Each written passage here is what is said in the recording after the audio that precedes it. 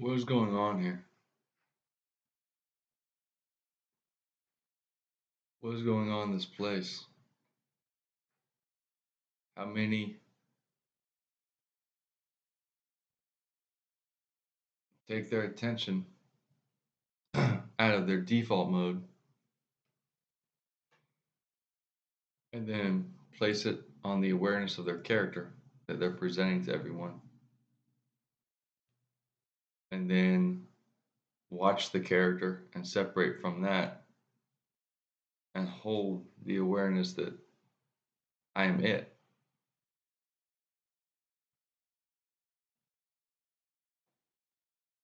How many do that? In my opinion, everybody has at least a few of those awarenesses, and maybe every baby is born into that awareness. But then it goes to how frequently does someone do that? Does anyone do that?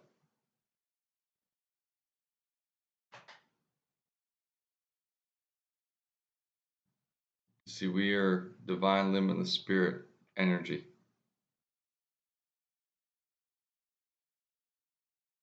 and all different levels. And there is no such thing as equal, and there's not meant to be. And there is no such thing as comparison. All competition is within, and it's basically comes down to at the end, did I do what I came here to do?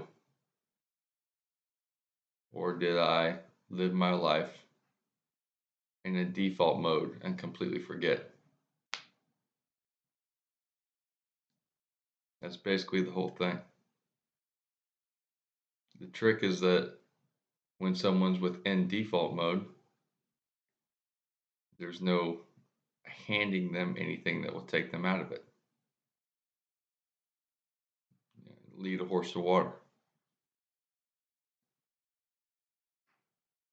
What you can do is put something in the water that entices the horse to possibly sniff the water and lick it just on its own, and then propel itself forward through its own unconscious focus and friction until that becomes conscious.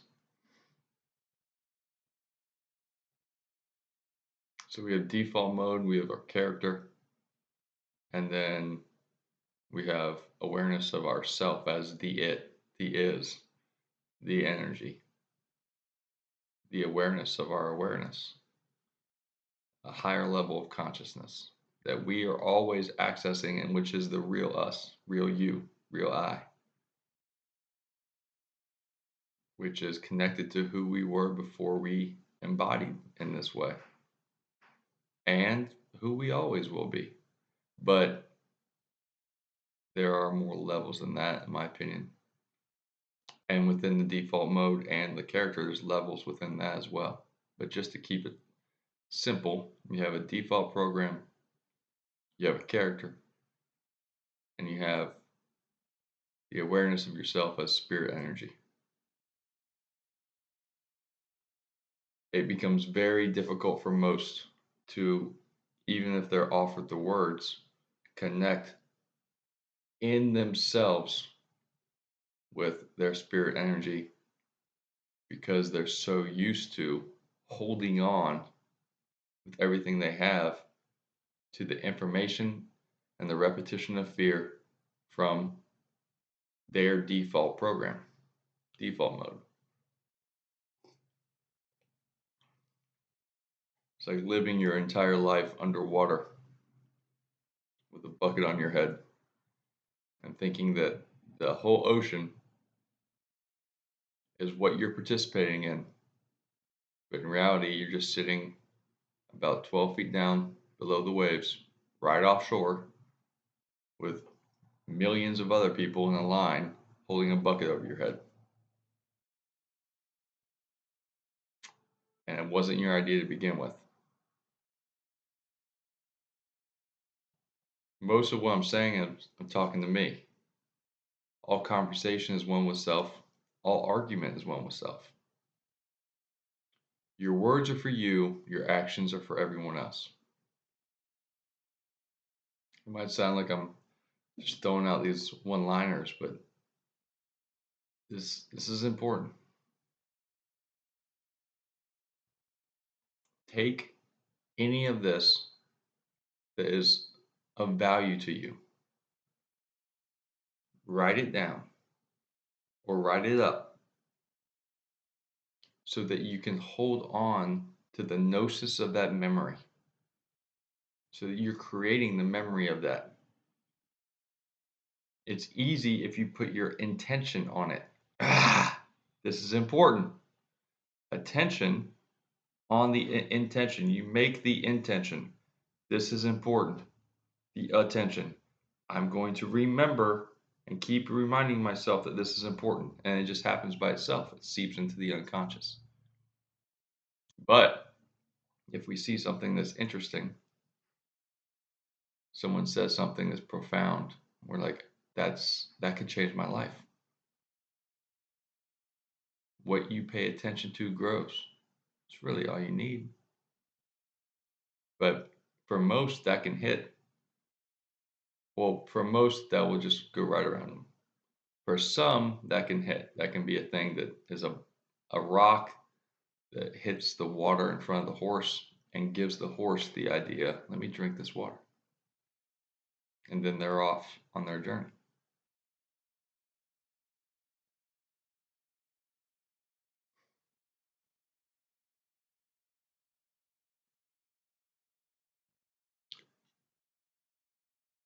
It has to come from within.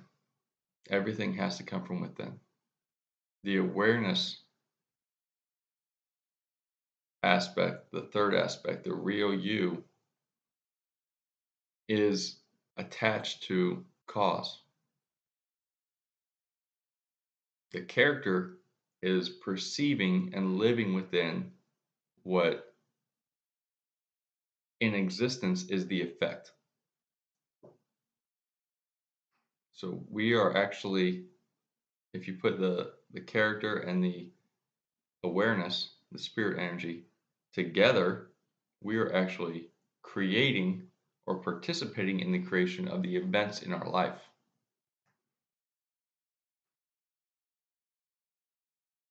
But we have to learn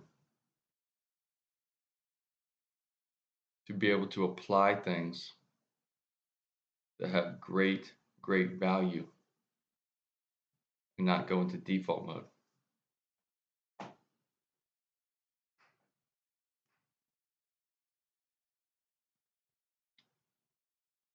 Belief, thought, knowledge, gnosis. Gnosis into application is wisdom. Wisdom applied efficiently and repeatedly is mastery of subject. And then you just move one step down, same thing, mastery of subject, then you just continue to repeat mastery of self.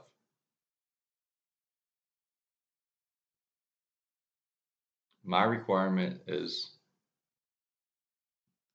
what is perceived to be clear to me at this point is what you internally desire to run from is that which you must do. And I've always, for whatever reason, slipped out of attention, slipped out of orating the awareness that was within. Dropping a word or two here, being fairly cool, but not sitting and demanding the value that's inside of me to be expressed. I still don't really like it. Even it's just me sitting here, I don't love it. But I know it's what I must do. And so I'm going through the process of applying that to master the subject of expressing the wisdom and love, opening myself up and letting it flow. Through that process, mastering myself. It's the same for everybody. It's just that we have been blessed with different difficulties to mirror what we must overcome. Because this place gives us the feedback of what we're putting out. We must learn how this place works.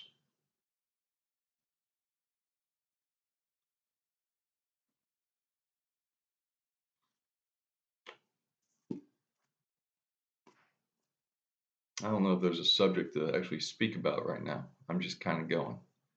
Um,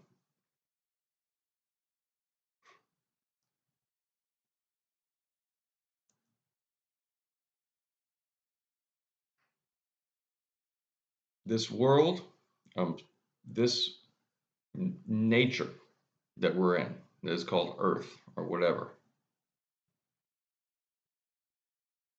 it literally is working with the attention of you as spirit energy, and to a certain degree the character, but mostly spirit energy. We cannot see that when we enter that default mode, that default program. The default program is basically just when we are in, you can feel it in your aura. You can feel whatever it is. It's almost like a, a large portion of your mind goes underwater and you're just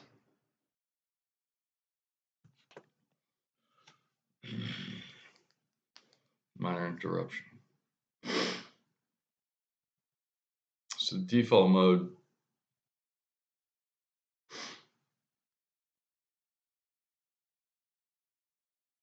it's not us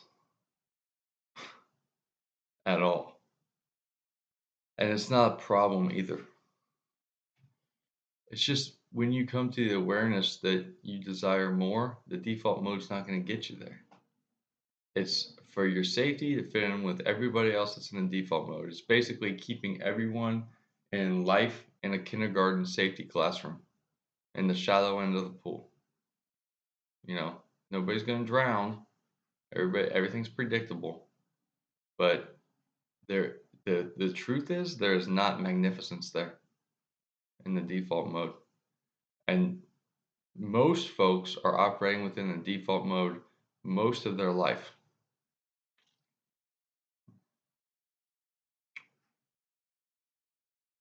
So that is the experience of really toughing it out. What I've found, really toughing it out. If you choose to be disciplined, if you choose to be uh, vigorous in your valor, if you choose to really conquer yourself, which is looked at as the combatants or the enemies within, it's all just you. It's at first it's you adapting to this place, which is very harsh, and then it's you remembering who you were and then separating from the adaptations so that you can complete the cycle back to who you were, but who you were at a greater level because you've addressed those things that were given to you when you came here. Say there's one or two or three core issues that should be addressed for you in this lifetime, and that you overcoming those issues leads you to more internal freedom. That internal sovereignty of true, nothing can break me. I know who I am. I have completed the awareness of who I am. Now it's not about finding enlightenment. Now it's about being that being and not forgetting all the time, not going back in the default mode. So that fight against default mode becomes the life of the individual. And then that becomes basically a spiritual battle. Fighting is never, ever the answer. Almost everything that we do on base instinct first is never the answer. It's a level which eventually provides us feedback to ourselves. So, oh, I see what I was doing, see how that doesn't work, but I see what may now work. Fighting is always tethering yourself to unconsciously and spiritually to a entity, a focus that we don't enjoy in the beginning. So the the objective is to defeat that thing. But in reality, we're putting energy into that thing. what you pay attention to grows. It's hard to fight something and defeat it if you're not paying attention to it. So the more you fight it, the more it's going to show up in other ways. The more you spray this one weed in this one spot, the more little proliferations of that will continue to show up for the next 30 years. And it seems like every spring I just got to spray these weeds. Well, maybe there's a different way to go about it. Maybe suppressing things and oppressing things aren't actually addressing things.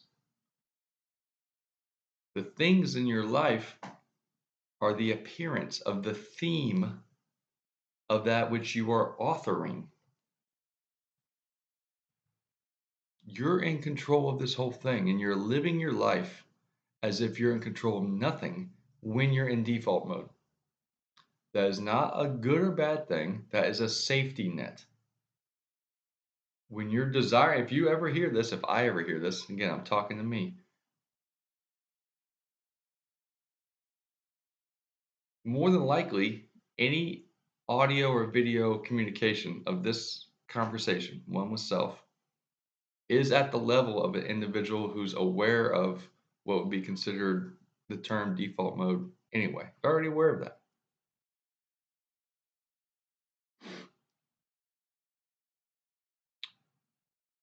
So the ticket, the key is to choose the ticket to the ride that doesn't keep you back on default mode. Choose the ticket that may seem a little bit harder in the beginning, but gets you to what you're meant to do. In the end, did I do what I came here to do? It isn't more difficult than that. And whatever is directly going toward that, it doesn't have to be you wait till your last day in this life. Just do it now. There is nothing stopping you. There is no one in your way. The government is not oppressing you. The ruling families or whatever anyone wants to say about any of that, I think it's just collective, unconscious, somewhat family groups. But they're playing their part. Someone has to play that part based on how this place is functioning now. Does everything have to function like that? No. But as I perceive it's functioning now, someone's playing that part. It doesn't mean they're the enemy. They aren't actually doing anything to your actual life. It's your choice to take in the information that's always occurring there. And what information you take in affects what's in your default mode, affects what's in your unconscious. And then you think about things that are offered to you from society. Society isn't it. It's not you. It's another level of a social order default mode. Everybody's playing by certain rules. Those rules do not apply to your spiritual growth at all. They do not apply to what you're meant to do here in this life at all. It's not that they're for or against it. It's they literally don't exist in what you're meant to do. It's just a thing for you to put your attention on. And for those that are tied to that, fighting for it, fighting against it, then they're judging everybody else if they're playing society the way that they think they should. I'm anarchist, I'm Democrat, I'm Republican, if you're not like me, I'm fucking judging you. All that, no matter how deep the perception is of the individual, when they are feeling that way, when they are in an ism of anything, an ideology of anything, a holding on to of anything, that's default mode of the character, separate from the awareness of who they are as divine limit, the spirit energy, the awareness of their own awareness is separate. Default mode and awareness of self do not interact at the same time. The character can interact with either, but the awareness becomes aware of the character and allows the character to grow. The default mode operates as an operating system that's trying to control the character to keep it safe. At some point, you're going to have to grow up and realize, I don't need anybody to keep me safe. I am divine limitless spirit energy. I am tired. I am just tired purely of putting all my energy unconsciously into what will everyone else think about me. Not consciously, unconsciously. Why can't I do this? Why can't I do this? What is the best mechanism for me to fit in? What am I to do in my life? What's allowed? What's funny?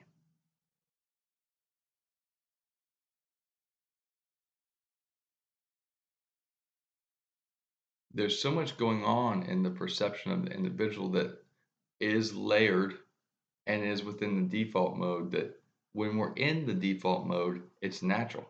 And we just pick up the character and we show it, and we're not even thinking about anything. We're just being the character. There's nothing wrong with that. It works well.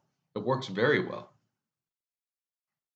And again, I'm in no way offering judgment toward there's a problem with that. There's a limit to it, is my perception. I'm aware that I am divine, limitless spirit energy. And so I'm allergic to limits. My perspective, my belief, as I currently sit here, is that the underlying theme, the underlying point of this life is to find it within yourself to expand your belief structure.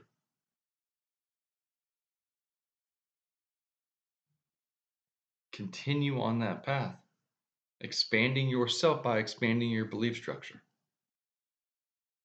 Go back underwater, the default mode, underwater. There's a million people in a line, 12 feet deep, 40 feet off the shore, under the ocean, right underneath the waves. And they're just sitting there like Indian style with a bucket on their head, all thinking that they are living in this wonderful existence. But it's a lot closer to the matrix of a neural network giving energy away. It's like the energy is being sucked out of them.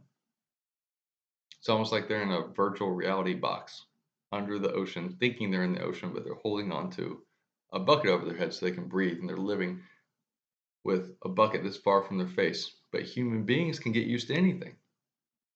So everybody else is doing it, I'm doing it. We look forward to it. We look forward to our own oppression.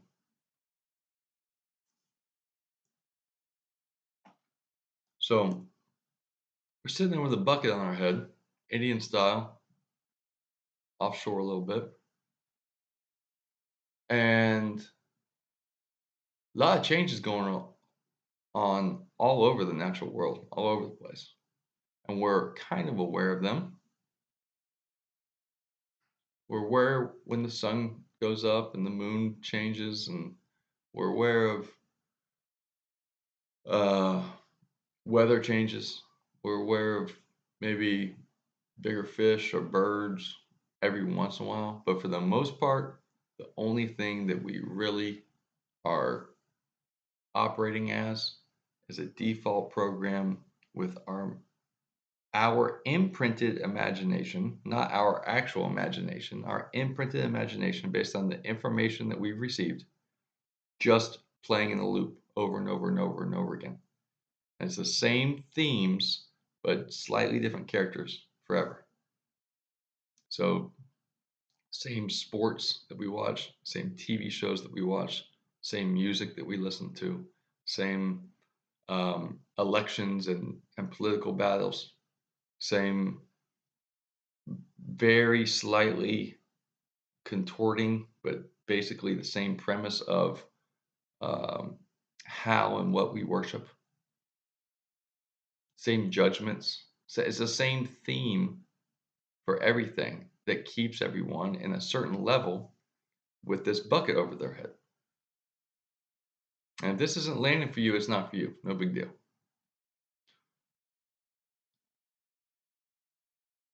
But the vast majority are sitting there in this line, like right off the land in the water.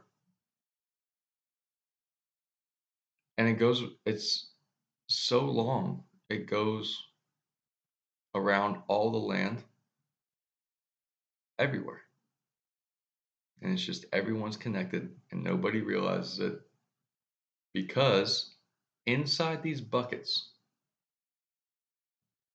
is a whispering of a translucent fear. It's transparent. And no one wants to see fear, but everyone feels the fear of what may happen all the time. That's part of the social order. That's part of the collective unconscious programming. That's part of the default mode. It's been accepted.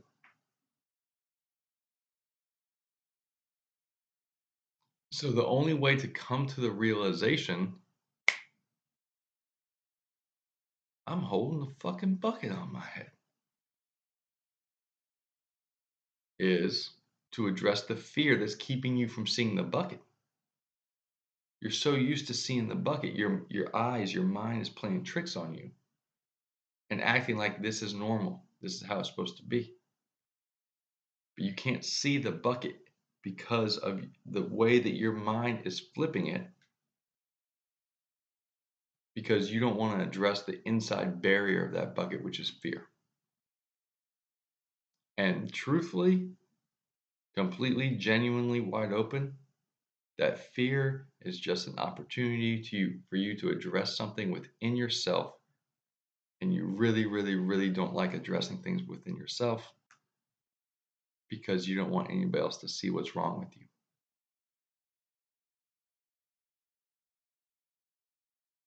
And so we live our entire life attempting to never show anyone anything that's truly wrong with us. When in fact, there's nothing wrong with us at all. We've been given gifts to look at that provide feedback about how we work. All of society is trying to get everyone to not look at how they actually work, where they actually are, how this place actually works, who you can become, what you are here to do. It doesn't serve society for anyone to ever figure that out. Society is not ruining anyone who figures that out. It's just so clearly not serving anyone who figures it out that everyone always leaves society when they do.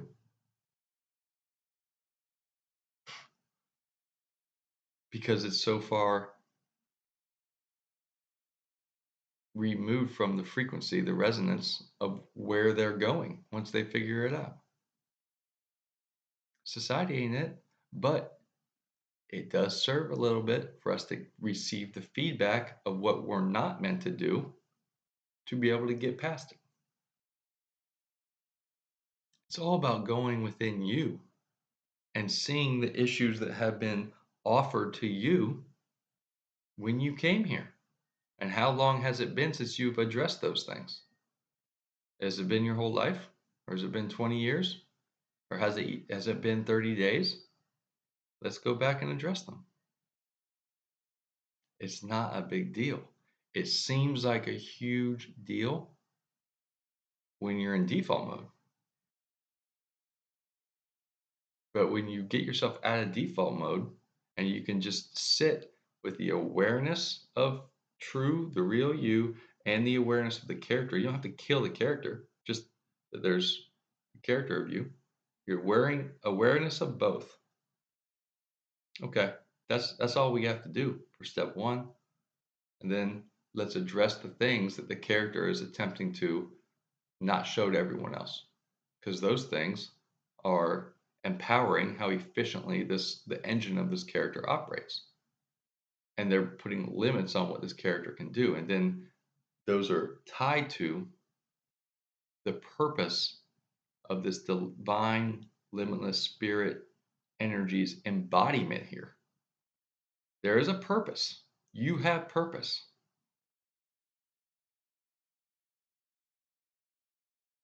Truly.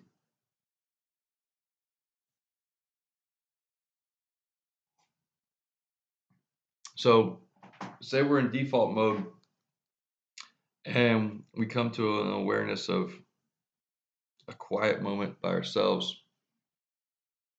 We're just looking at the sand beneath our legs. We just let everything go and forget about default mode for a second. Just a clear mind. And we naturally just start breathing deep.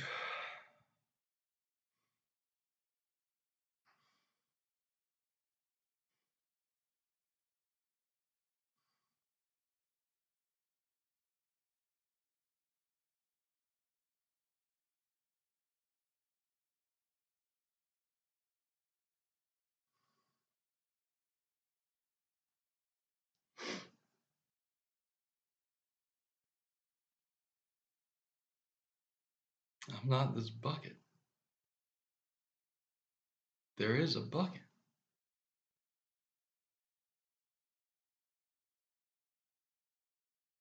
That's all it takes. Just a moment of allowing yourself to see what is the default acceptance of everything around you and where you're unconsciously putting your attention. When you relax and let everything go, you can perceive the fear, but then you don't react to it. You can perceive past it, and then you see the bucket. And so then, now that you're aware of the bucket, you can go back in default mode, which is usually what happens. Or you can ask yourself, why didn't I see it before? Oh, there's a thing I didn't want to see about myself. Okay. Let's not jump into judgment of somebody else or what could happen or all my feelings about defending myself or guilt or how messed up I am or whatever. Just, okay. I didn't want to see it before because I didn't want to feel judged. Because I didn't want to show myself or anyone else that thing that I was scared of. I didn't know I was scared of. It's probably showed up in my life in different ways before. Felt like I wasn't good enough for something. I'm not supposed to be doing this. I'm not supposed to stand out, or others won't like me. Or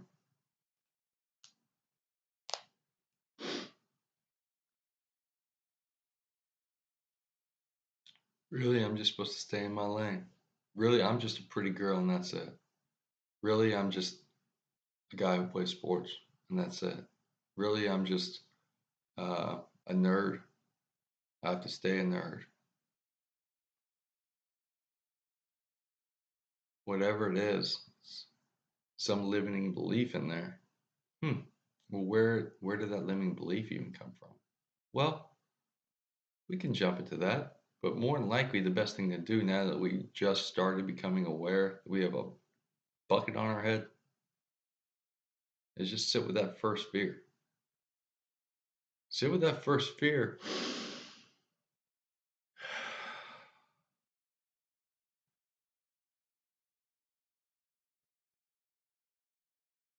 Realize that you're still here. Come to the realization that no matter how you feel, unless you do something to somebody else, no matter how you feel about that fear, you will always come back to, I'm just still here. So, what if I'm telling myself a story, even if I don't know where it came from? What if I'm telling myself a story?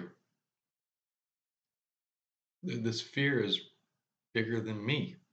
It's so big that I can't address it. It's too scary. But I did just address it. Maybe I didn't solve it, but I addressed it. I know it's here now. And I'm still here. Okay?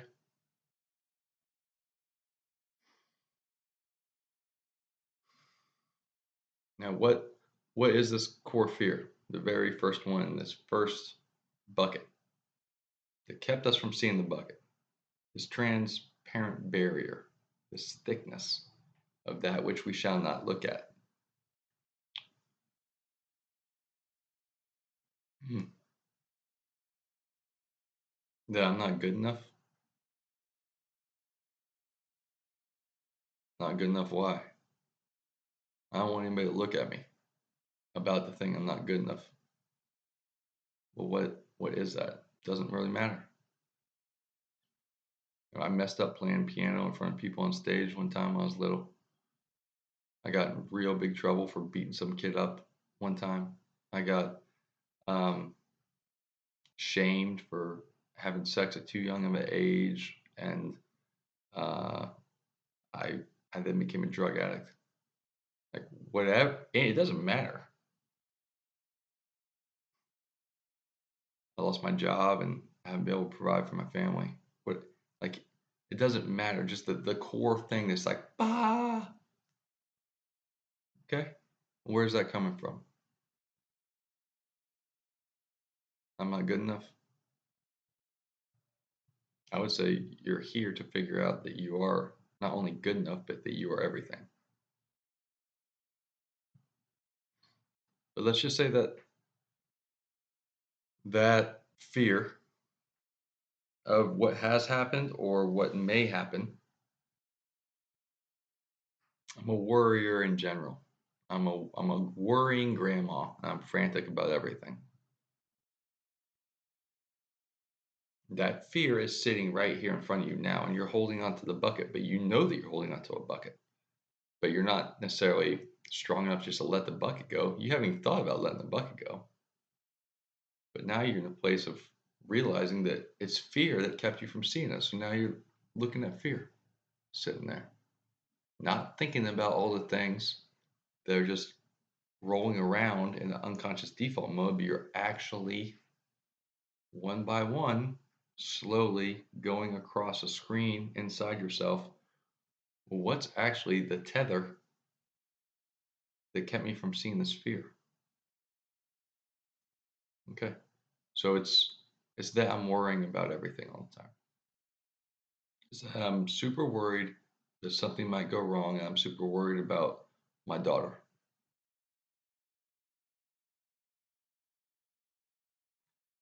Okay. You're still sitting here with a bucket on your head, so don't separate from the awareness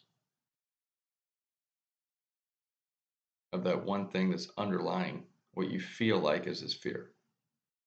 I'm worried about what may happen with my daughter. I can't control it. I want to control it. I can't. So I'm going to continue to worry about it. It makes me feel terrible. Okay. Now, what if all of the terrible things that could happen? Sit with it right now. Say all those terrible things happened. Like they already did. Don't try to wish them into existence. Just sit with it. They all happened. All the worst things that could ever happen that I'm worrying about. Don't try to go make up things, but the things that are actually fears. Okay, they happened. She moved away. Whatever. She never got a job, and then you died. Whatever it is. She never agreed with you about your religion.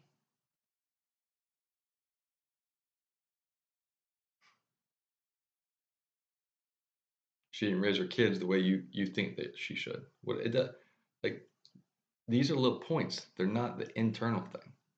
Look at the little points and tell yourself, okay, all those things that I was so worried about happened.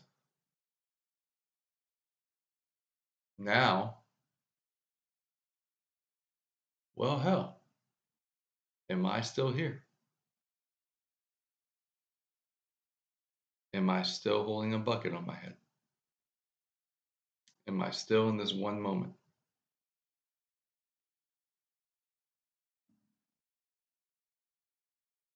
Am I still having to sit here and figure myself out? Did it really affect me even at all? Now that it's all over, did it change the fact that I love her? Did it change the fact that I love me? Was there ever even a problem? Or was there something inside me that wasn't being addressed?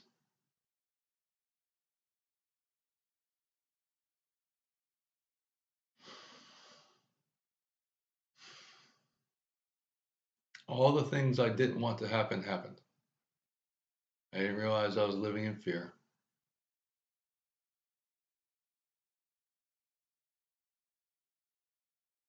I was trying to control everything and it backfired.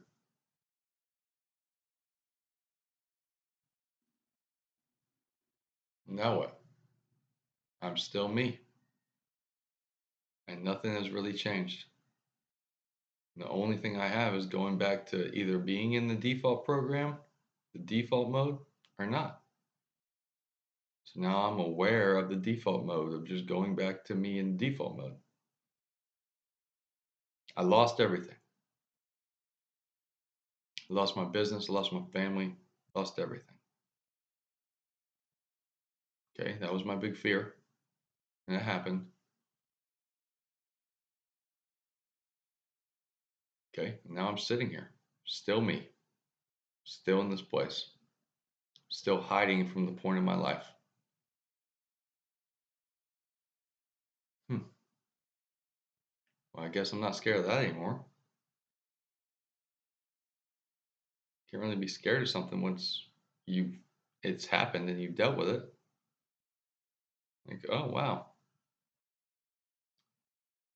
I'm okay. Wait, I was always okay. Wait, I was telling myself a story. Wait, that wasn't even me. Where was that coming from?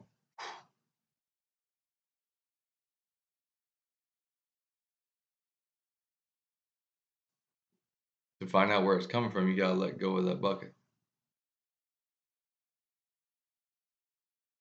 You let go of that bucket, go a little deeper into the ocean. There's another bucket, and it's bigger. And you just keep doing that process. Inside that bucket, you'll get used to it. That's default mode.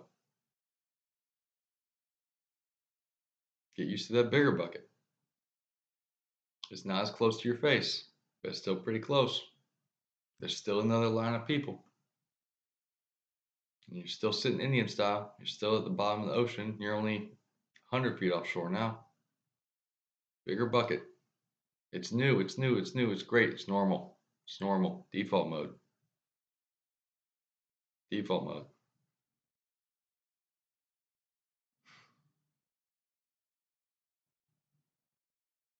I'm growing. No, you were growing. Now you're stagnant. What was it that worked last time?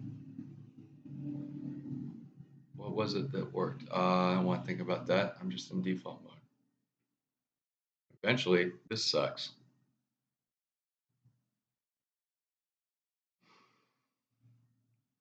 Start staring at the sand again. Staring at the sand and breathing.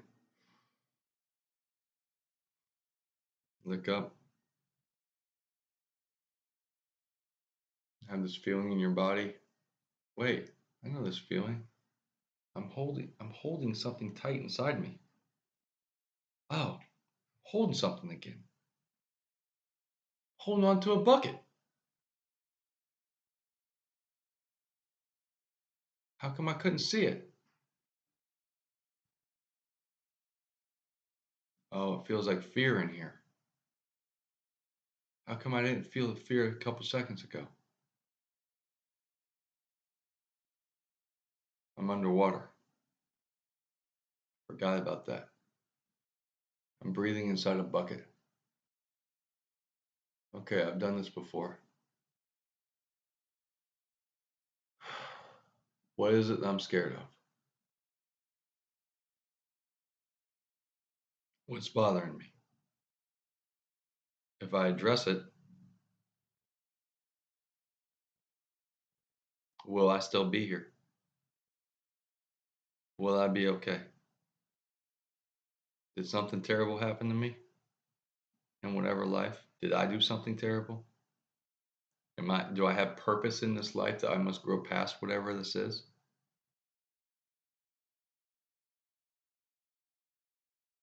No matter what, it's probably yes, yes, and yes, but no matter what, it's always that you're still here and that the natural world is waiting on you to be the real you.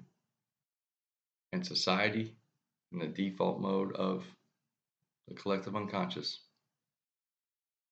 is allowing you to receive feedback forever until you decide to actually address the feedback.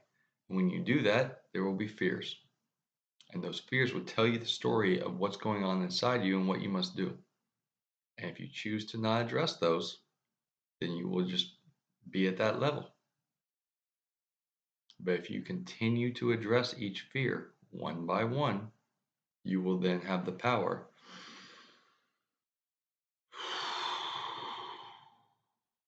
to take a big breath and let go of the bucket. And naturally, we walk deeper and deeper and deeper and deeper. And that's just how we do it. So we sit in bigger and bigger and bigger buckets. And they're already here in this place, and they're already here for us inside of us.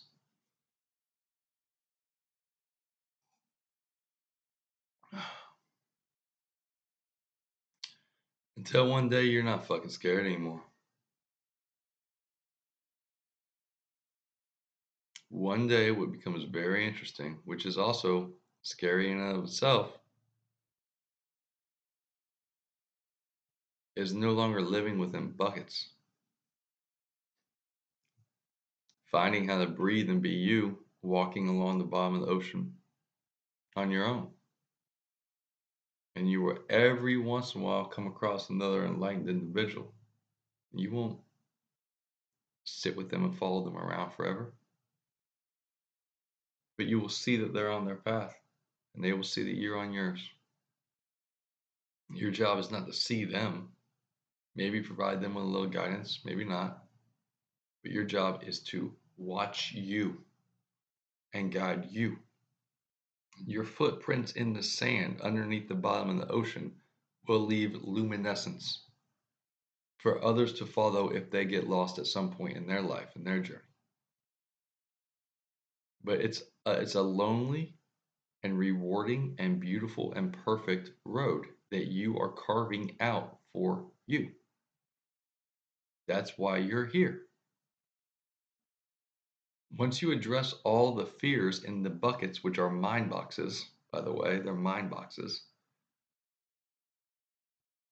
There's a fear inside every bucket, and it's just about addressing it and realizing, okay, I'm getting better at this. I'm not the best at it ever. There's no point in getting too high and too low. One by one, I am playing the game of this life. I am addressing the fears. I am growing. Everything starts here. Everything out here is the thing that shows up from the theme. If the theme of the play that you're writing is predictable and stagnant, it will get predictable and stagnant applause.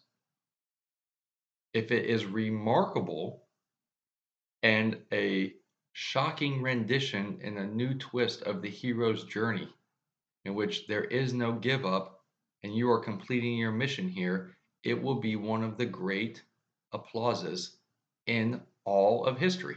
And history is a story of mystery, but you will be the hero that receives limitless acclaim back because it will come from the internal accomplishment of yourself. You will be living in joy, and the world will celebrate. The natural realm will celebrate you. The spirit of you, the spirit world or spirit realm will celebrate you because you're doing what you meant to do when you came here.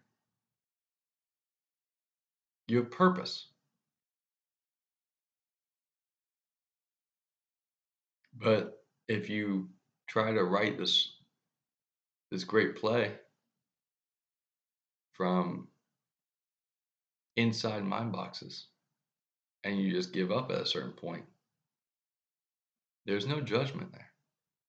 I think we've all probably done that many times, but I don't know that.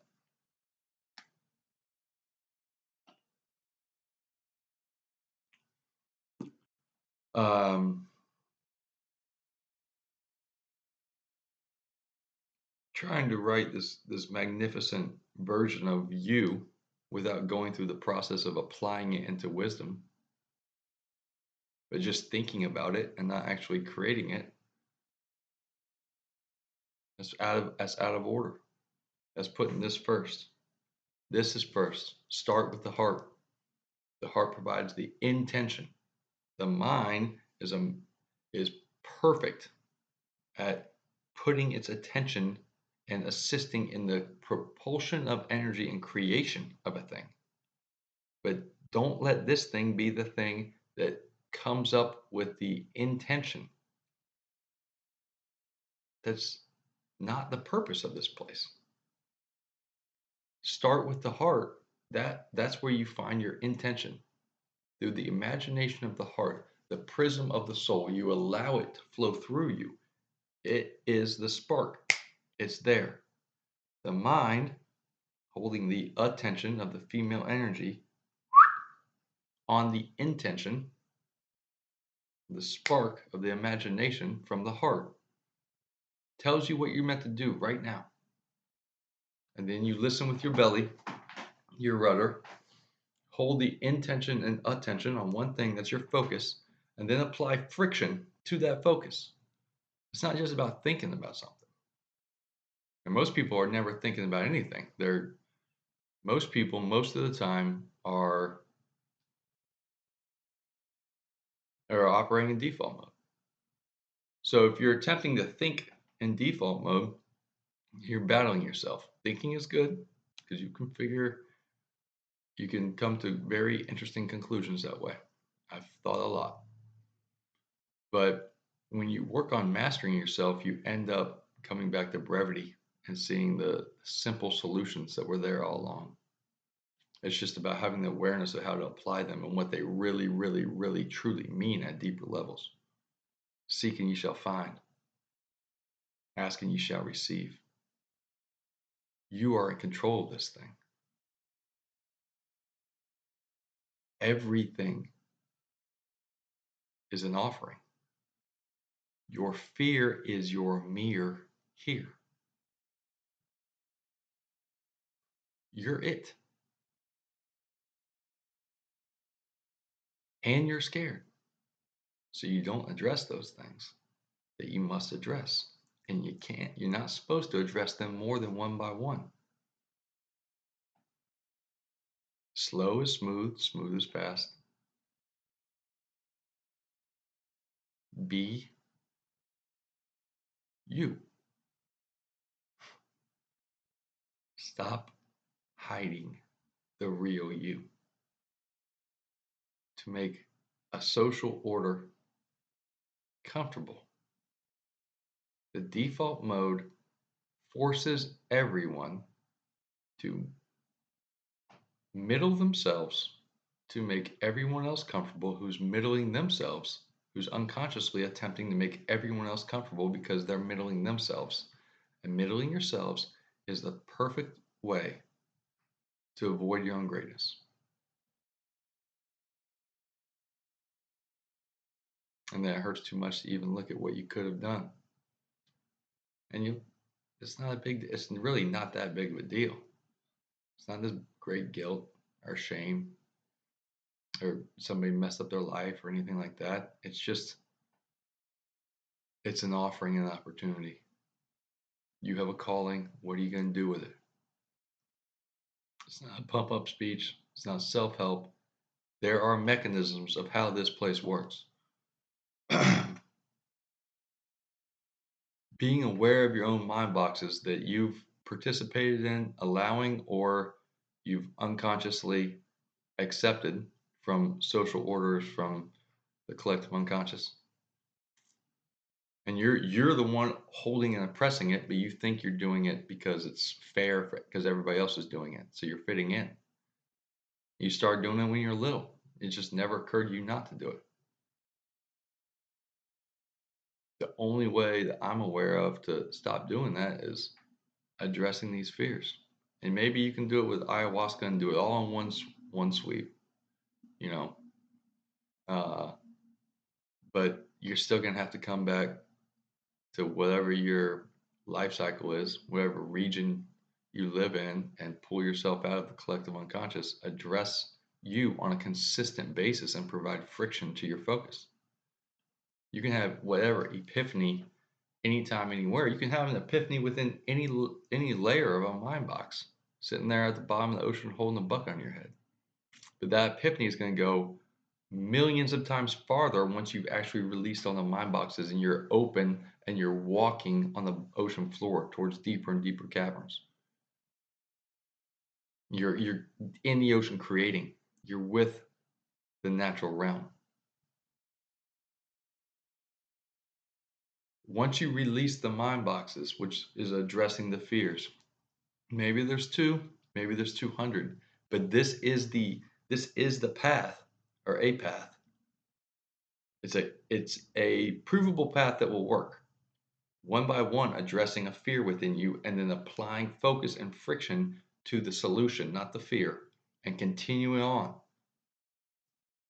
Connect with love, forgive everything, forgive yourself, which is the hardest part because it's tricky, and then it's hiding, and then apply, once you've let everything go, imagination from your heart. That's how you get out of your own way. Everything's okay. It's exactly as it's meant to be. It's not too late. Time bends around you. You are perfect and you know it to be true.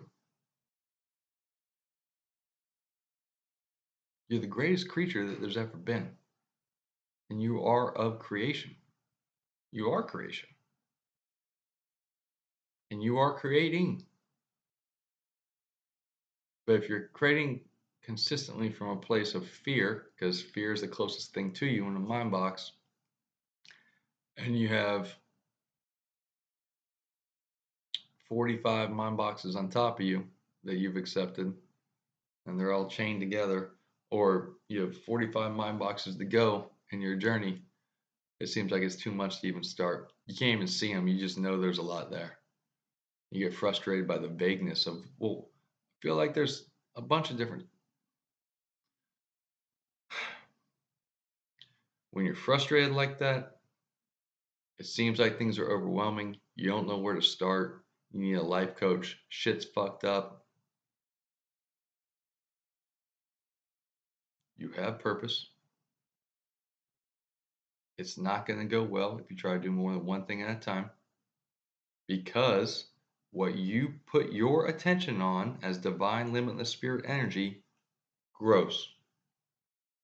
If you're putting your attention on 43 different things and 40 of them are stresses and 3 are question marks of, I'm divine, limitless spiritually, but I don't know what to do with it. Just take yourself out of it and look at what you're doing. What's the character doing? Is it living as spirit? Is it living as character? Is it living in default mode? Is it slightly aware of the spirit, but it's really living as a frantic character in default mode for most people? And then where's that character putting its energy that's allowing the spirit to flow through it? Just take yourself out of it and watch where the energy is going, where the attention is going, because that's what's going to grow. And if you put your attention and your energy on one thing, it doesn't have to be one business, like overcoming one fear at one time on one day, letting everything go. Have How many individuals do we know that have actually done one thing for one day all the way through? I have kids, I can't. I have a dog, I can't. You can say I can't forever, and then you won't. This world is not you. This world is providing feedback to you. You are divine, limitless spirit energy. This is an offering an opportunity to you to be you. You can come up with a list forever why you shouldn't be you, but you're never going to really be you, which is what you want to do. You're going to avoid you forever until you take that one day, that 1 hour, and you say, I'm addressing this one thing. And if you're in one of the first mind boxes, it's going to come to you and I can't even really focus on one thing that long. Hmm, how far am I gone? You're not gone. You're perfect. You're not addressing the real you. You're addressing how your functionality works within the default mode. Keep focusing on the one thing. Eventually, you'll slip out of the default mode. If you're in default mode, just think of yourself as looking at the sand. And what is considered to be real life, I suggest for myself, which I think is a fair suggestion for everyone, go sit underneath an old tree. Go sit next to water. Just sit, not in a chair, unless there's a physical ailment. Sit on the ground. Look at the bugs. Look at the dirt. Look at the leaves. Feel yourself. Feel the tree. Feel yourself. Feel the water. And just chill.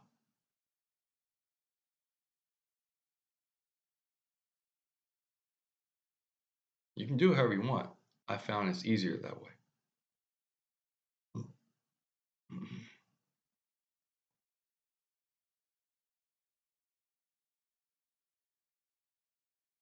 Allowing yourself to address these fears one by one will expedite your growth as quick as anything I'm aware of.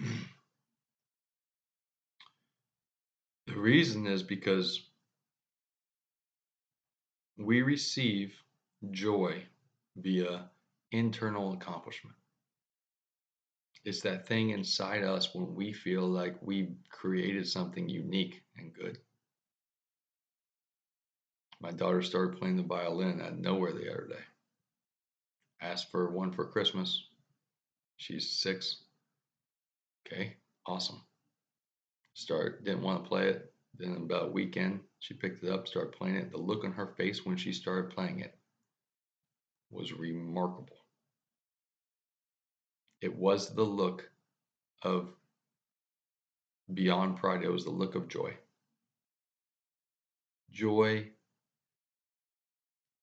to a certain degree, joy is expressed through love of others. But that, even in itself, is a feedback of this place. A consistent source of joy is internal accomplishment.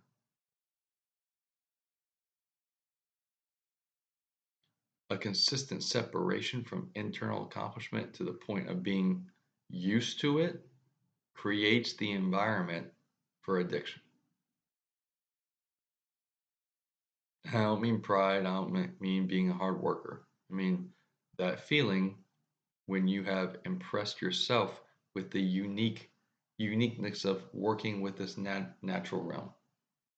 And you're working with it and you're creating, and you've created something new out of what is considered to be nothing, out of the ether. Because you are magical spirit and this place is a magical realm and you're working with it. And when you do that, it releases the joy that's here. And then you're giving it out, and this realm is giving it back to you. Internal accomplishment solves almost everything on a very acute level. And the lack of that creates an environment in which we put our acute attention in the default mode in the character into solving all of our frustrations, all of our fears, all of our stresses that are of society and are not actually important, even though they seem to be on a piece of paper. So we end up going about things backward, trying to solve all our stresses and fears before we get to the place of applying freedom via joy, via internal accomplishment. A great way to accomplish internal accomplishment is by being honest with yourself in the most courageous manner. What is the core fear for me right now that is pushing my stagnancy of my internal spiritual development, what I'm here to do? I know I have something to do in this life. I know where it is. We can go find your purpose, honor your gifts, follow your bliss. So, your purpose, what is it that releases the clarity of the lighthouse of you? That's it. You know what it is. There's processes to figure it out, but just in general, you already know what it is. You just don't want to say it. So, that's it. Now, what am I doing to go there? Something or nothing today, right this second. Okay. That's really what I'm magnetized to what I must do. When we feel off kilter, like life is ho hum, we're not magnetized to going where we're meant to go. So the individual has a core fear that is providing feedback to them as like an internal red light. Like, I know you can see me if you just stop looking away. That shows up when we are looking at our purpose, what we are meant to do, what we're here to accomplish. And if we focus our life on what we're here to accomplish, we're living as divine limitless spirit. It's a lot easier for us to live as and in the the memory of the now, that's who and what we are. Something happens, I am divine limitless spirit energy. It's not an ego thing. And ego is great. There is no holding me back. It's impossible. And I'm focused on my purpose. I'm living my purpose and I'm honoring my gifts and I'm following my bliss. My bliss appears when I honor my gifts. I honor my gifts by focusing on my purpose and living it and walking it. Focus, friction toward my purpose, using my gifts, bliss. Along that path, our core fears will appear. As they appear, address them one by one. Don't make a big deal about it. Don't run away from it. It's you talking to you. But we inside are like, gotta grow past that. Fear shows up, it's like, huh, am I in default mode? Am I holding on to a bucket? How long have I been breathing in this spot?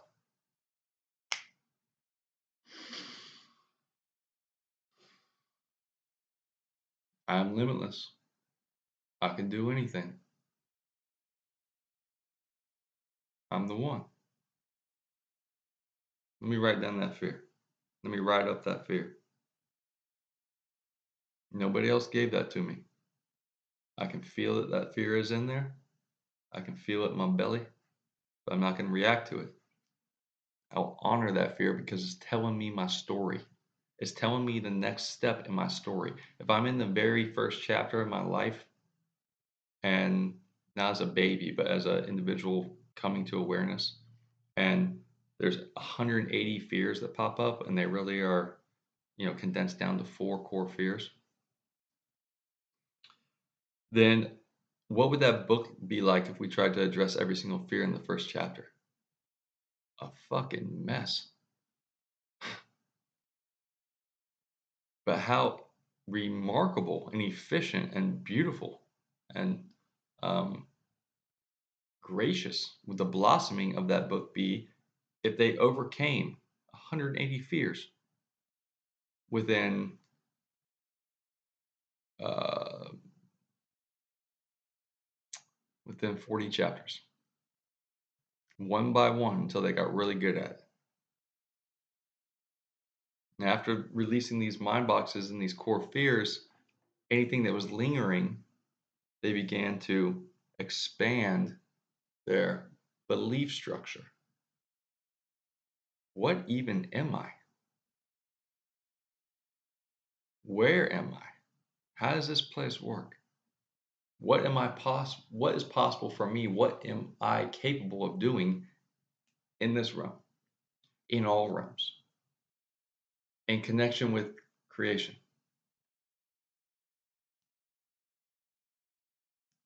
What if there is no limit and just keep going down that road? But that's not the road anyone starts on. That's a road of confusion. We must address our core fears.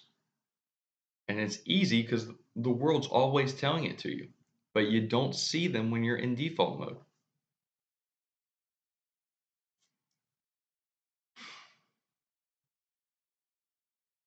This life seems very frustrating, but it's actually telling you the story that you're allowing yourself to see. And it's actually you who's telling the story to you so that you become the hero. Nobody's coming to save you. You don't need saving. You're the one.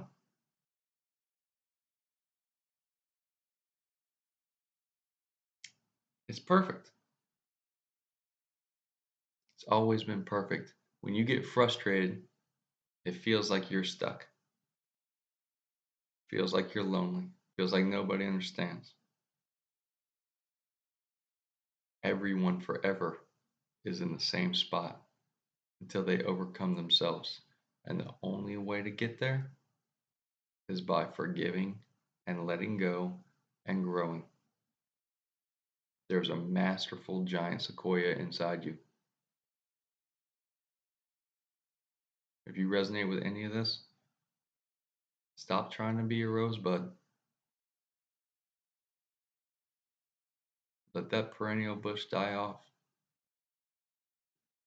Honor yourself. Find your purpose. Everything in your life has gotten to you to where you're supposed to be right now. Honor your gifts. Follow your bliss, which will appear as you walk down the road. It's okay if you don't feel right.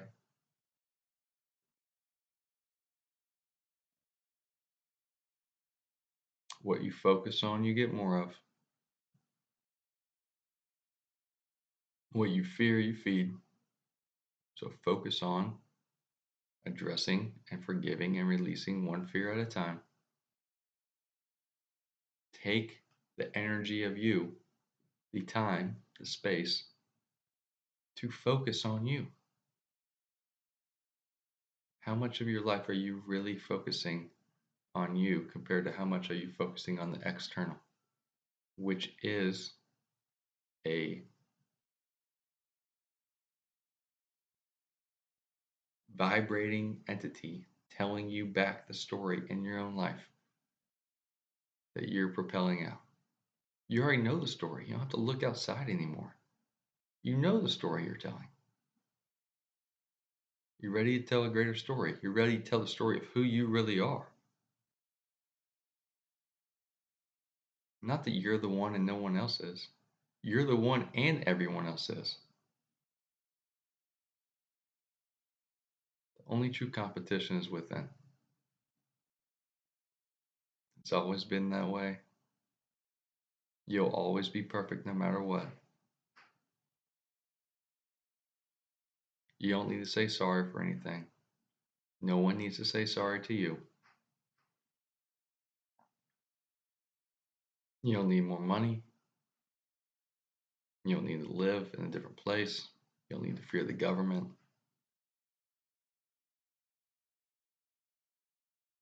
You need to stop running from the purpose of your life.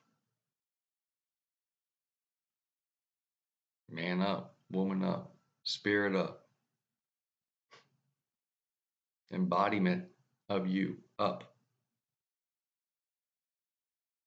Be you. Do what you came here to do.